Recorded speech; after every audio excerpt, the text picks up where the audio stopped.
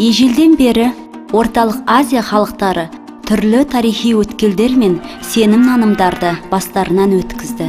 Сақтардың Ассирия патшалығындағы израильдіктермен қарым-қатынасы тұсында олардан шындықты естіп, Таурат, Забур, пайғамбарлар сөздерімен таныс болуы, солар арқылы Құдайдың жолын білуі, олардың қазіргі сенім нанымдарына, салт дәстүрлеріне, мәдениетіне өзгеріс енгізгені шындық.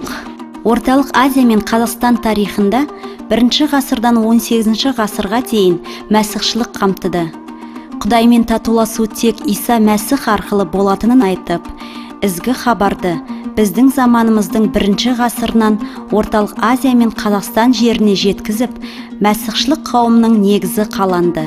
Иса Масихтың дүниеге келуімен жер бетіндегі адамзат үшін жаңа кезең, жаңа заман басталды. Қазіргі жыл санауымыз бар халықтарға ортақ. Иса Масихтың дүниеге келуінен басталады. Адамзат тарихын біздің заманымыздың бұрынғы және біздің заманымыз деп екі кезеңге бөліп қарайтынымыз мәлім. Құдайдың адамзатпен Масихтың төгілген қаны арқылы жасаған жаңа келісімі де, біздің заманымыздың басталуы да, жыл санауымызда Иса Масихпен тікелей байланысты.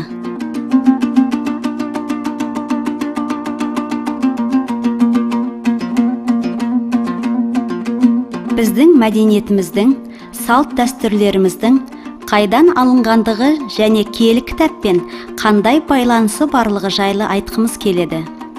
Бүгіндері әсіресе оңтүстік өңірлерде мәсі киетін адамдарды кездестіруге болады. Мәсі атауы киелі кітаптағы Мәсіх сөзінен алынған. Талай ғасырлар бойы осы күндерге дейін мәсінің балтырын қара түспен, табанын қызыл түсті етіп тігеді. Қара түс Иса Масихтың біздің күнәларымызды өзіне алғандығын білдіреді.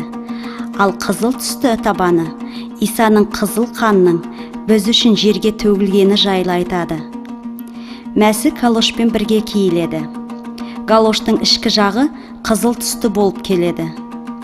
Егер де сіз Исаның сіз үшін құрбан болғанына сенген жағдайда, Исаның төгілген қанында тұрсаңыз, қандай лас жерді бассаңыз да, сізге ешқандай жамандық жабыспайды деген ұғымды береді. Сондай-ақ қазақ халқында баланы қырқынан шығару салты бар.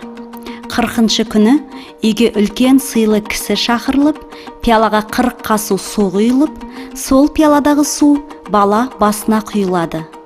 Бұл салт баланың қауіпті жастан шыққаны жайында айтады. Енді бұдан былай ол мықты болып өседі және еш ауырмайды деген үміт бар. Бұл салттың қайдан алынғандығы жайында толығымен киелі кітаптан табуға болады. Иса өз қызметіне кіріспес бұрын құмды шөлге барып 40 күн ораза ұстаған. 40 күннен кейін Иса оразадан шығып, Жақия пайғамбарға барып, суға шомылдыру рәсімінен өткен. Қазақ халқы осы киелі кітапта жазылған салт жайлы жақсы біле тұра, осы салтты өз балаларына да өткізген. Мұндағы ойлары біздің баламыз да Исаға ұқсап денсаулығы мықты, күшті болады және талай ұлы істер атқарады дегені.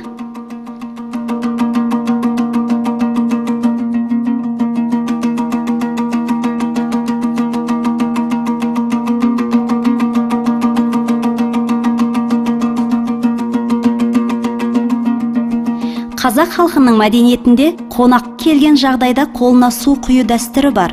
Бұл салттың көрінісі де киелі кітаптан алынған.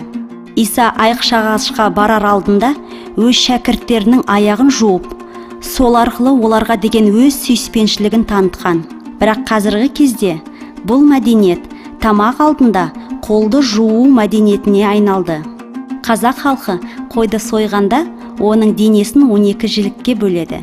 Жіліктердің жамбас жілік, асық жілік, ортан жілік, жауырын, кәрі жілік, тоқпан жілік деген атаулары бар. Бірақ та оның түпкі мағынасы 12 жілікке бөлгендігі Исаның 12 шәкірттерін бейнелейді. Сондай-ақ қазақ халқында етті қонақтарға беру алдында қойдың басы құрметті қонаққа ұсынылады. Сол кезде қойдың бір құлағы кесіліп, қойдың басына пышақпен айқыш белгісі салынады. Бір құлағы үй иесіне, екінші құлағы қонаққа беріледі. Енді біз Голгофада айқышқа шегеленген Иса сөзіне ықыласпен мән беріп тыңдайық деген мағына береді. Голгофа сөзінің аудармасы маңдай төбе. Сондықтан қойдың маңдайына пышақпен айқыш белгісі салынады. Киелі кітапта кездесетін осы дәстүрлердің, салттардың, ырымдардың барлығы біздің қазақ халқының өмірінде, тіршілігінде қазір де орын алған.